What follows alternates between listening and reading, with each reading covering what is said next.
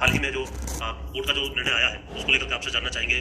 CET को लेकर के जो बात कही जा रही थी छात्रों की तरफ से कि सभी जो सीईटी अभ्यर्थी हैं उन्हें मौका दिया जाए, उसको लेकर के क्या कुछ निर्णय आया? देखिए, पहला तो ये है कि कोर्ट में बहुत से आवेदक इसलिए गए थे कि जो सीईटी क्वालिफाई हो गए हैं, मतलब जनरल में जिसने 50% और रिजर्व कैटेगरी में 40% नंबर अचीव कर लिए हैं, सभी उम्मीदवारों की मांग थी कि अगले टेस्ट में जो हमारा स्क्रीनिंग टेस्ट है उसमें बैठने का सबको मौका दिया जाए। तो माननीय उच्च न्यायालय ने यह कहा है कि जो सीईटी का एक्ट बना है, जो सरकार की नोटिफिकेशन है, उसमें हम कोई इंटरफेयर नहीं करना चाहते। तो ये आयोग का और सरकार का पूरा हक है उनको कि वो किस तरह से अगले एग्जाम के लिए शॉर्ट लिस्टेड करें बच्चों को, कि कम से कम बच्चों का एग्जाम उनको लेना पड़े और ज़्यादा बच्चे ना आए। तो वो हमारे एक तरह से हमारे फेवर में आया है। जी सर, इसके अलावा अगर हम बात करें, ये तो आपके फेवर में आ गया, जो हाल ही 2018 की जो भर्तियां थी उन भर्तियों को लेकर के जो सब इंस्पेक्टर मेल फीमेल और की जो भर्ती थी उस पर भी कोर्ट का निर्णय आया है। क्या कुछ वो निर्णय है और इससे अब किस तरीके का प्रभाव जो है वो पड़ने वाला है भर्ती पर? आज ही उच्च न्यायालय का फैसला आया है इस विषय को लेकर। अगर मैं आपको थोड़ा डिटेल में बताऊं तो हमने 2018 में एसआई मेल और फीमेल कांस्टेबल और आईआरबी के कुछ जो कांस्टेबल हैं वो भर्ती किए थे, और उसमें जो फादरलेस के क्लेम करने वाले थे उनका इशू था। तो वहाँ जब हमारी स्क्रूटनी चल रही थी तो हमारे पास बहुत सा स्टाफ जो है वो सेक्रेटरी की तरफ से, और कुछ स्टाफ हमारा जो निजी हमारा ऑफिस में है, वैसे तो वो भी सेक्रेटरी का ही स्टाफ है, तो वो सारी टीमें लगी थी। मैं पूरी तरह से मानता हूँ कि कहीं किसी इंस्ट्रक्शंस के अभाव में या हम उनको समझा नहीं पाए कि स्क्रूटनी फादरलेस के जो नंबर क्लेम किए हैं वो किस तरह से करने हैं, तो किसी कमेटी ने कुछ और किसी दूसरी कमेटी ने किसी को नंबर दे दिए, किसी को नहीं दिए। तो इस तरह से का एक डिस्प्यूट था कि 353 बच्चे ऐसे थे जिनके नंबर बनते थे, हमने नहीं दिए, और 165 के करीब ऐसे थे लोग जिनको हमने नंबर दे दिए। और ये पूरा काउंट जो था, जो इस तरह के क्लेम किए थे नंबर, वो 1054 लोगों ने किए थे। तो कोर्ट ने हमारे को पिछली तारीख पे ये कहा था कि आप सारा रिकॉर्ड लेके आए, तो हमने सारा रिकॉर्ड कोर्ट को दिया और हमने अपनी गलती मानी कि हमसे गलती हुई है, कि हमारे से कुछ बच्चे ऐसे छूट गए हैं जिनको हम नंबर नहीं दे पाए, और किन्हीं को जिनको नंबर नहीं मिलने चाहिए थे उनको नंबर मिल गए। तो कोर्ट ने आज ये कहा है ऐसे सभी कैंडिडेट को जिन्होंने इस सोशो इकोनॉमिक के लिए फादरलेस, विशेषकर फादरलेस में क्लेम किया था, तो इन बच्चों की रीस्क्रूटनी करें और जिनके नंबर बनते हैं उनको नंबर दें, और जिनके नंबर नहीं बनते और वो सिलेक्शन लिस्ट से बाहर होते हैं तो उनको कारण बताओ नोटिस देके उनको सिलेक्शन लिस्ट से बाहर करें। तो हम ये रीस्क्रूटनी करेंगे कोर्ट के आदेश से। तो रिजल्ट पे थोड़ा बहुत अंतर पड़ सकता है, रिजल्ट रिवाइज हो सकता है, मगर कुछ यूट्यूबर और कुछ चैनल या कुछ अखबार ये कह रहे हैं कि ये भर्ती रद्द हो गई है। ये भर्ती रद्द नहीं हुई है, रीस्क्रूटनी के आदेश है, थोड़ा बहुत रिवाइज हो सकता है।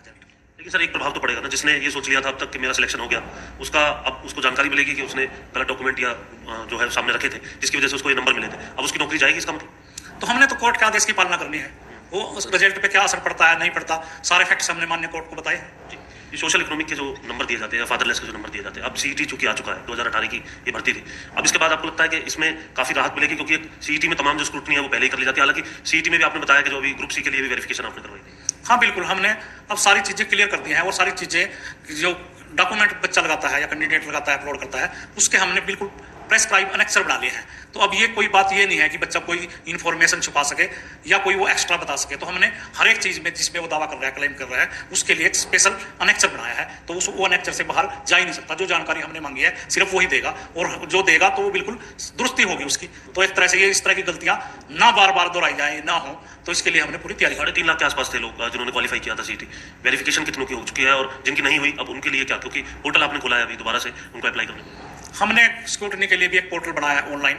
अभी तो हम अपनी ऑनलाइन ही जो डॉक्यूमेंट उसने अपलोड किए थे उसको हमने स्क्रूटनी कर रहे हैं, स्क्रीन पे देख रहे हैं कि कौन सा डॉक्यूमेंट ठीक है या नहीं है। अगर किसी बच्चे का कोई डॉक्यूमेंट ठीक नहीं है तो हम उसको इन्फॉर्म करेंगे कि आपका ये सही डॉक्यूमेंट नहीं है। तो हमारी इंटरनल जो है ऑनलाइन ही डॉक्यूमेंट वेरिफिकेशन चल रही है। सर नॉर्मलाइजेशन को लेकर के भी छात्रों का काफी सवाल रहता है, कई बार हम देखते हैं जब आपसे बात हो रही होती है, उस पर आपका क्या संज्ञान है ताकि छात्रों को भी, अभ्यर्थियों को भी क्लियर हो जाए कि HSSC चेयरमैन इस पर क्या मत देते हैं? नहीं, नॉर्मलाइजेशन जो हमने किया पुलिस की भर्ती में किया वो कोई नई बात नहीं है। बहुत सी रिक्रूटमेंट एजेंसियां और सब नॉर्मलाइजेशन हिंदुस्तान में क्या विश्व भर में हो रहा है नॉर्मलाइजेशन। SSC नॉर्मलाइजेशन करती है, UPSC करती है, JEEE करती है, CBSE करती है, रेलवे करती है, LIC करती है। तो नॉर्मलाइजेशन का जो हमने फार्मूला लगाया वो हमने एक्सप्लेन कर दिया कोर्ट को। इसमें जो शॉर्टलिस्ट आप कर रहे हैं सर, क्योंकि छात्रों का ये कहना है कि सीईटी में सबने क्वालिफाई कर दिया तो सबको आ जाने दीजिए, आप सबको अप्लाई करने दीजिए। नहीं, वो एक नोटिफिकेशन हो गया ना सरकार की तरफ से, जो सरकार की तरफ से निर्देश जारी हुए हैं, जो इंस्ट्रक्शंस हैं, हम तो उनको फॉलो करेंगे, हम उन नियमों से बाहर थोड़ी जा सकते हैं। ऐसी कितनी नौकरियां हैं सर जो इसके माध्यम से अब मिलने जा रही हैं अभ्यर्थियों? C क्लास के लिए जो है वो 32,000 हैं, और लगभग 7,500 TGT टीचर हैं, और 6,000 पुलिस मेल और फीमेल कांस्टेबल, और 12,000 D क्लास के लिए हम भर्ती करने जा रहे हैं। D क्लास के लिए पोर्टल जो सीईटी का जो टेस्ट है उसकी प्रक्रिया कब से शुरू कराएंगे? ये प्रक्रिया बहुत जल्दी ही शुरू होने वाली थी और शायद आज ही हम ये करते, पर हमने कुछ इसमें टेक्निकल बातें आई हैं, उसको हम पहले दुरुस्त करके फिर ही पोर्टल को लाइव करेंगे। अभ्यर्थी ये भी सोच रहे होंगे जो 2018 वाली भर्ती है, उस भर्ती को लेकर के जो प्रक्रिया आप बता रहे हैं कि रिजल्ट रिवाइज होगा, तो वो कब तक कर देंगे?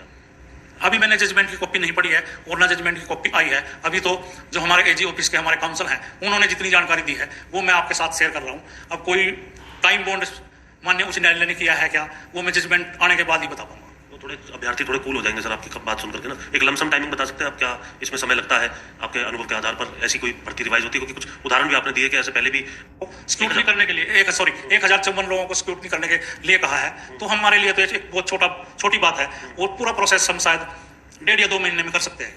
कुल मिलाकर के कितनी भर्ती आप कर लेंगे? 32,000 ये 12,000 ग्रुप डी की है आपने बताया। लगभग 31 दिसंबर 2023 तक 60,000 हम भर्ती कर चुके होंगे और इस प्रदेश के युवाओं को रोजगार देने का काम ये सरकार करेगी। सर चीटिंग को लेकर के जो मामले आते हैं, आप अभ्यर्थियों से कुछ कहना चाहेंगे कि अब जो सिस्टम है वो किस तरीके से चल रहा है, और ऐसा कोई प्रयास उनके मन में आ रहा है तो वो आखिर क्यों ना करें? नहीं, अब प्रदेश का युवा जो है वो सजग हो चुका है और वो किसी नकल माफिया के या चीटिंग के मामलों में अब फंसने वाला नहीं है।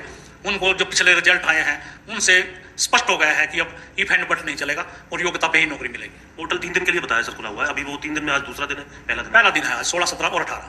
ठीक है, शुक्रिया बात करने के लिए। तो HSSC चेयरमैन गोपाल सिंह खत्री हमारे साथ, जिनका ये कहना है कि इस एक साल